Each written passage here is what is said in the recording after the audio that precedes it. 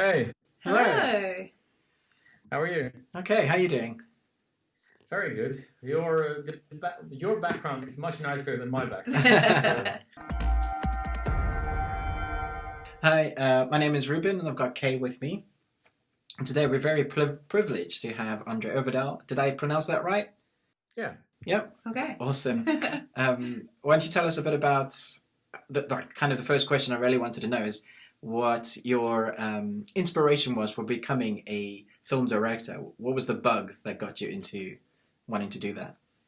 Oh, I mean, when I was, I don't know, 8, 9 years old, I started watching a lot of movies, more and more movies, because I kind of grew up out in a very small village with, I don't know, 8, 10 houses or something out in the forest, and I never really went to the movie theater. I remember my parents bought a VHS player back in like early 80s, and it was like a big thing. We actually had a VHS player, and I started getting some movies, and I started renting movies. And I have to admit, actually, the Bond movies were a big part of my initial love for movies. I watched them. I had like 2, 3 Bond movies that lying around, like The Spy Who Loved Me, and I can't remember which ones. Doctor No, I think, and I just watched them over and over and over again. And then I started going to the video stores, and then I started realizing that there are people behind these movies, and some of them started connecting, and I started seeing Steven Spielberg's name on several movies that I loved, and I started exploring more and more of the movies that he was involved with, and eventually I became very aware of filmmaking as a thing. And then a cousin of mine brought Citizen Kane in front of me and started talking to me. She was a film student in a way at that point, and she started talking to me about how all the thought processes that had gone through every little decision in that movie, and it became like a revelation in how a filmmaker thinks. And then suddenly I started shooting stuff on my own a couple of years later, video camera, and I spent my late teens essentially just shooting short films all the time, and eventually went to film school in America, and then yeah. Great. I think we became aware of your work with Troll Hunters. Yeah. There was a friend of us that gave us a DVD of your film, and I think we just absolutely loved it because it wasn't something we'd seen before. A comedy, fantasy, but also really kind of documentary style. And quite dark in a way. Yeah, so it's a great mix. Yeah.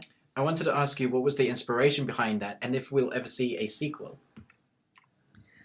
Yeah, I mean, no, I mean the inspiration was just I literally just sat down. I want to write a movie, and I just started thinking, what could a movie be in Norway? I wanted to do something that was quite Hollywoody in a way, with supernatural, with like big stuff. Yeah. But then it had to be grounded in very Norwegian reality, and it also had, I was quite aware at that point. I was directing commercials and had gone through I shot a lot, and I was quite aware of just budget limitations of what you can achieve in Norway. And I started working on this idea about a guy who is hunting trolls. It was just like it's just a thought that comes to you, and I want to have I there are 3 things we're really famous for in Norway, I think, and that is the culturally speaking, and that is the trolls, that is the northern mythology, and it's the Vikings to a degree.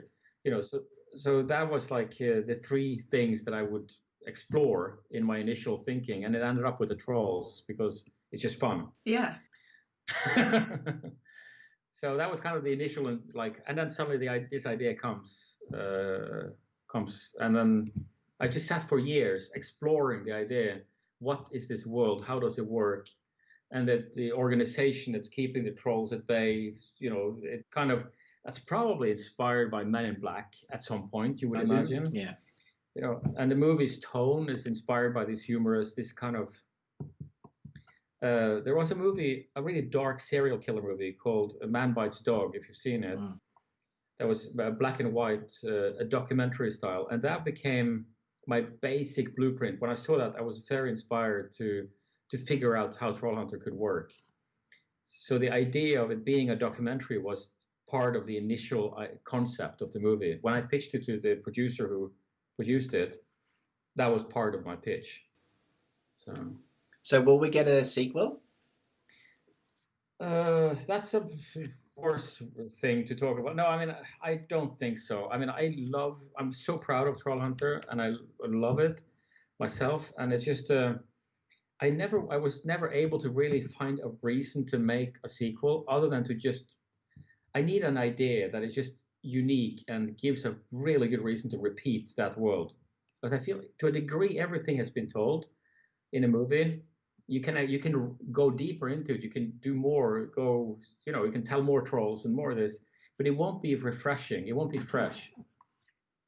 So yeah. So we recently watched your film Mortal, Mm-hmm. and congratulations. We really enjoyed it. Yeah, we did. It took us by surprise. It's unusual now for a film for us not to kind of guess everything that's going to happen. Yeah. Because obviously, as film reviewers, you watch so much, and so you So know much. the plot beats, the points that are going to happen. But there were a couple of really interesting surprises there. But I know you've got a couple of questions. I do. I was actually wondering where the name Mortal came from for the film title. Because I think it's the kind of film where you don't actually want to give too much away by what you call it. So what made you settle on Mortal? I mean, because it's a fantastic English word that in Norwegian we had to title it completely different, because that word means several things, and I think it just kind of landed on what this movie was really about: being human, and being, and also being. There is a mortality issue in the movie, and there is so many things about that contra or versus godliness, and I found that became the title. Just was just like, for me, nailed the movie when I came up with it, and so I'm that's kind of, and I spent a lot of time trying to figure out the title, because there are some other titles that are more obvious, and the Norwegian title is more obvious actually, and I wanted to keep, it's hard marketing wise. You need to explain to the audience why they should come and see the movie. So suddenly in marketing, big plot points are revealed that shouldn't be revealed. Yeah. Agreed. I agree so much. Yeah. We have a thing that I never ever watch a trailer for any film or TV series, and Ruben just brings it to me and goes, "We're watching this now," and I'll be lucky if I even get a title, because I much prefer going into it like as the director intended, kind of without me having read all of these spoilers or seen all the best bits in the trailer. I appreciate not knowing and going for a ride, everything's a surprise. Yeah. Which was great about Mortal. I really enjoyed that. I have another question. Are there any moments in Mortal, obviously you've worked on the edit and you've seen the final product, are there any moments that are like your favourite moments that are really precious to you, where like maybe something just happened that you weren't expecting? I mean, precious on like a personal memory from set or something like that. Yeah, anything like that. I mean, they are in a way every. I don't know. I mean, every moment on a movie set is unique and has its own deep memories in a way. In the end, but as a scene, I don't know. I kind of love the scene outside the Beetle when they're standing there in the rain, because that was such a difficult scene to get right. And we spent so much time exploring it in both in script and in shooting, and then it had to be simple. It had to be very non-assuming, and it's hard to tell that story of what actually goes on in that scene when the rain begins. And we had to like fiddle so much with the effects. And I think the scene works really well, and it has to be this simple, hopefully beautiful little moment between them. And that's kind of weirdly enough, one of my favorite scenes, just because it was so tricky to get it right. And I think that's what makes it so interesting when we ask you this question, because as a viewer, we can have our own favorite moment, but we don't know what went on behind the scenes to get to that point. So it's really interesting to hear it from you. Your protagonist, Nat Wolf or Nate Wolf, I was surprised to see him as the protagonist because I've seen him in lots of other roles, and he's a great actor, but it's just not the role or the actor I would associate with that type of role. It was so much deeper, and I would say his acting is best for this film when he's almost not in dialogue. There's emotional moments where he's able to give like really in-depth moments. I don't know if that's just me, but I was noticing like emotions that he was trying to say, things with his face, and I was like, wow, I never expected that from him. I wondered if like how many other protagonists that you had, other leads before Nate Wolf, or was it always him? And how did you come to having Nate Wolf as your lead? I mean, no, I was interviewing several actors for a while for that part, and Nat Wolf really, I mean, he really elevated above the rest because he understood the character. There is a spark in him, and there is a depth in him that you kind of, when you meet him, you see. He has kind of been not typecast, but he's done a lot of roles that are in a lighter spectrum of movies, comedies, and character piece. And I just found that interesting as well. And also, I always wanted an actor who was a little bit of the opposite. Not that he is, but a little bit different than the one that we have seen in other big movies. Yes. I see what you're saying. So I was looking for, basically he fit the description, and he was great to talk to. And when you work with him as an actor, he's very intuitive, he's very present, he's very like there. And I love working with actors who are like that. And to a degree unpredictable. So he will give you something slightly different in each take, and that's Well, that's great. Gives you loads to work with. Yeah. Is there more in this world that you would like to play with this kind of characters? Because I love the idea of, without doing spoilers, it's a different take on a superhero story. So it's not like Spider-Man, the Avengers, nothing like that. Like you said, like with Troll Hunters, it's so much more grounded. And it seems like there would be lots of scope if there was a decent story. Do you intend on doing more with it, or is it too much now? Is it too soon? No, I mean, definitely. I'm really curious where the next movie could go, because as you guys are obviously aware, the movie twists upside down in the last 2 minutes, and his character is just turned upside down, and it becomes a very different scenario what the next movie could become. And I worked out like very basic ideas of what the movie, a sequel could be, and I always intended it. If you look at the way the movie is structured, I always intended it as a beginning of a longer journey. A typical thing is a trilogy, or it doesn't need to be that, but it's you kind of tend to think in threes, I guess.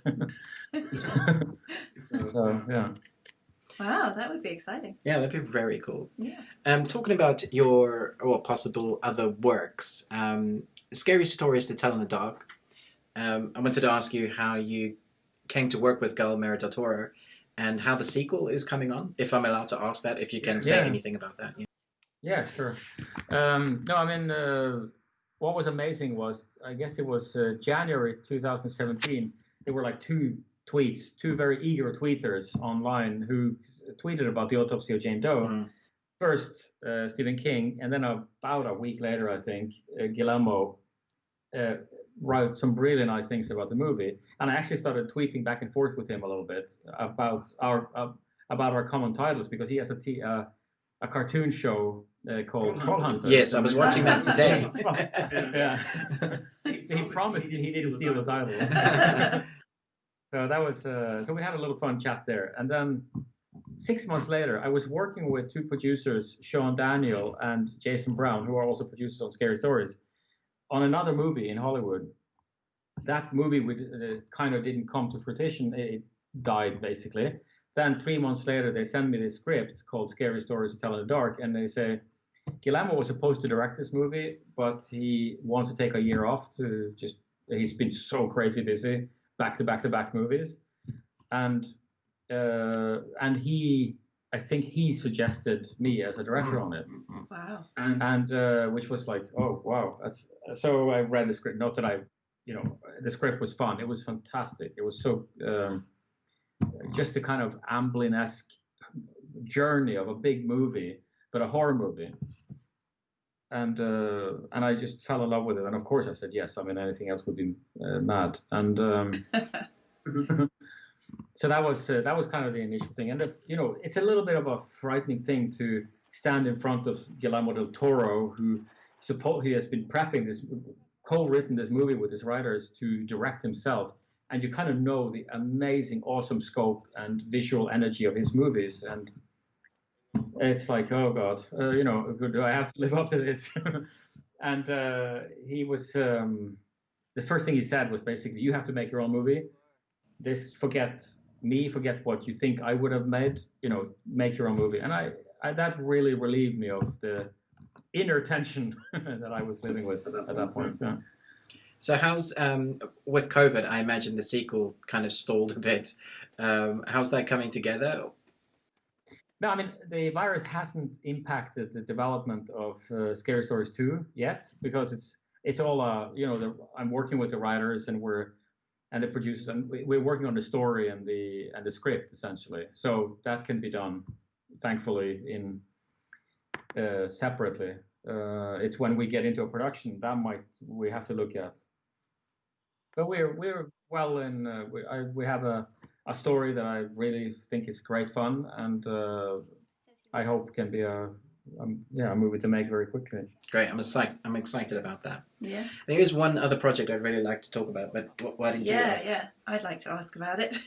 I heard a rumor. I've seen a couple of articles, and I saw your interview with Hey You Guys, and you mentioned The Long Walk by Stephen King, and I got really excited because I will admit that I'm a distant fan of Stephen King, as in I appreciate him from a distance, but I haven't read many of his books.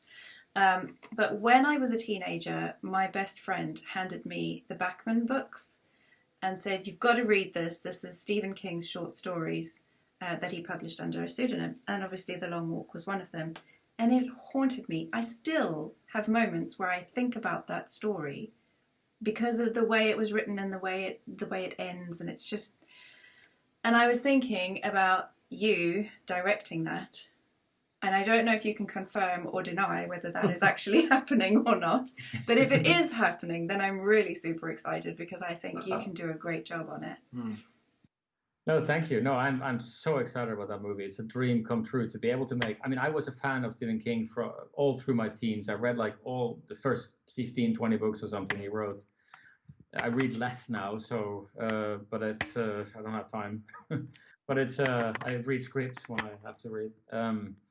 But it's so I've been in awe of Stephen King, and he's been a huge part of my world of filmmaking as a director and a storyteller myself.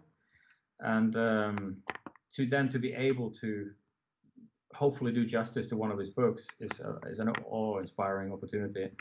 And we have a script we love. And just last night, I spent hours talking to the producers in the studio about the movie. So, where it's going, but the reason I was supposed to shoot it this spring, this summer. I was literally sitting with my suitcases packed to go start prep when Trump came on and said we're closing our borders.